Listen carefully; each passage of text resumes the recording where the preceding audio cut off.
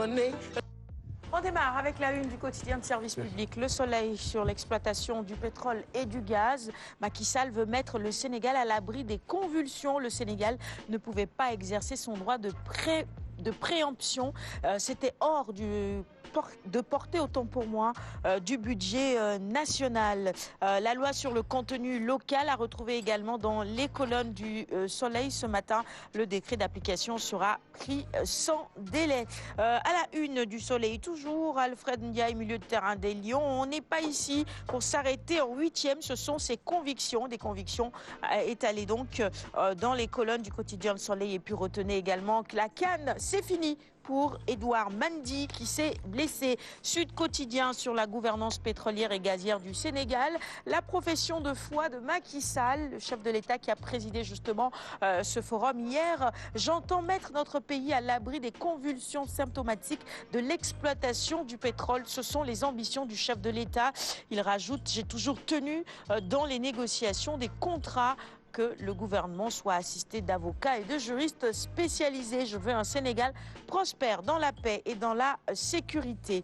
Nous poursuivons avec enquête maintenant sur ce même sujet. La photo du chef de l'État est à la une de Sud Quotidien également ce matin et cela concerne évidemment, vous l'aurez compris, les contrats pétroliers et gaziers. Macky assène ses vérités. Le président a profité donc hier de la rencontre sur le contenu local pour répondre à ses détracteurs. Le bon sens recommande la prudence et la décence quand on aborde ces questions, dixit le chef de l'État. Las maintenant avec le même sujet à la une. Vous le voyez, vous l'apercevez à l'instant, cette photo du chef de l'État, Macky Sall, sur la polémique autour du pétrole. Ce pays ne sera pas un no man's land, dit-il. Je tiens à cœur de défendre l'intérêt du Sénégal dans l'exploitation de notre pétrole et de notre gaz. Le pétrole, c'est comme le cinéma, il crée beaucoup de fantasmes.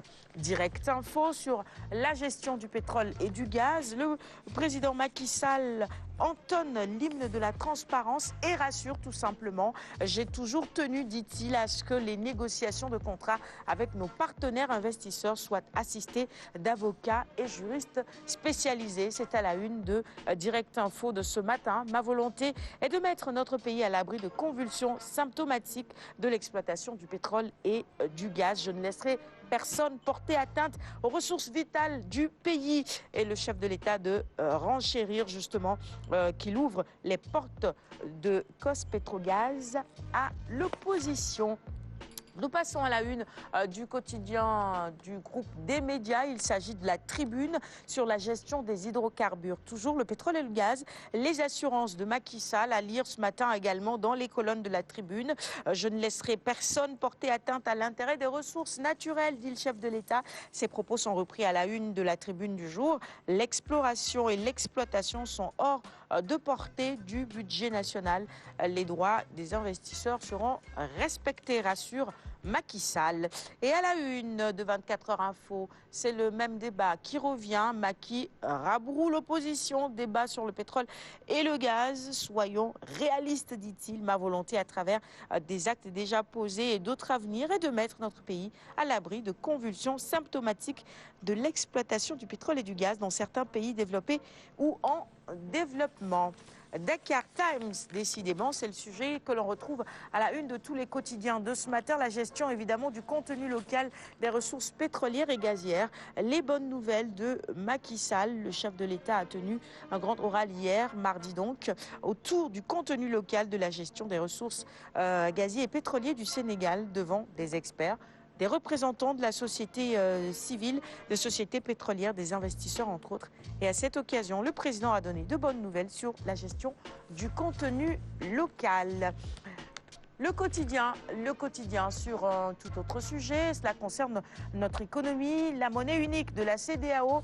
Pas d'écho favorable chez Macky, le président préfère une réforme du CFA. Libération ce matin avec à la une des révélations sur le couple Lucas Schmid-Berger, Caroline Verena qui convoyait donc la cocaïne saisie au port de Dakar. Pour le meilleur et pour la coque, c'est le titre que Libération nous propose pour illustrer justement cette actualité judiciaire. Forcément, les révélations fracassantes de l'enquête sur les 2 touristes à lire dans les colonnes de Libération également ce matin. Et puis les enquêteurs du service des enquêtes judiciaires ont débarqué hier à Dakar après une polémique éclaboussant la présidence en Angola. Vox Populi maintenant avec Serine Muntaha qui va rééditer les fatwas de Baylahat. Aucun écart de conduite ne sera plus toléré. Le calife rassemble aujourd'hui toute la descendance du fondateur du mouridisme pour une séance d'explication. Il exige le respect scrupuleux et sans concession des interdictions dans la ville sainte de Touba. Les Échos maintenant sur les lendemains de qualification au 8e de finale. On est dans la tanière cette fois-ci. Les Lions foncent déjà sur l'Ouganda. Longue séance de causerie de Aliou Cissé avant le démarrage de l'entraînement. Ismaël Assar avait promis à sa femme Fatoussi de marquer un but pour elle. Je crois que c'est fait. Si on considère qu'il en a déjà marqué 2. Si tous les maris faisaient ce qu'ils promettaient. Bon, et ceux qui ne sont pas encore mariés, ils vont promettre peut-être à la famille ou à leur maman. Allez, le témoin. Bon, nous, on veut des buts, tant mieux. Peu importe à qui on promet, on veut gagner. Cannes 2002 au Mali, toujours. On revient donc avec le sport. Quand le témoin qualifiait les Lions en finale, la révélation par le témoin d'une sortie nocturne de joueurs agrémentés de bagarres dans la boîte de nuit de Byblos. Bon, ça, c'était à Bamako. Cette révélation avait mis le feu dans la tanière suite au tollé et après les mesures prises par l'encadrement. La discipline était revenue et les Lions avaient pu discuter la seule finale de la Coupe d'Afrique des Nations de leur histoire. Un de nos envoyés spéciaux à l'époque, Amadou Lidioum, revient sur cet épisode mémorable.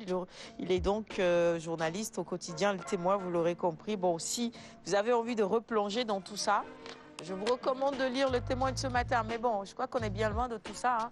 Non, on est bien loin de cela. Peut-être c'est toujours une piqûre de rappel pour leur demander encore d'être beaucoup plus professionnel. Parce que maintenant, c'est là où on est carrément dans la phase ultime, la phase la plus décisive. C'est des matchs à élimination immédiate. Voilà, vous perdez, vous rentrez à la maison. Et là, on a besoin vraiment d'une concentration maximale. C'est ça. Pas de sortie nocturne, rien. En tout cas, le soutien du peuple est là. Le trophée. Mais si les sorties nocturnes nous permettent de mieux se concentrer, le soutien du peuple ne sera pas défaillant.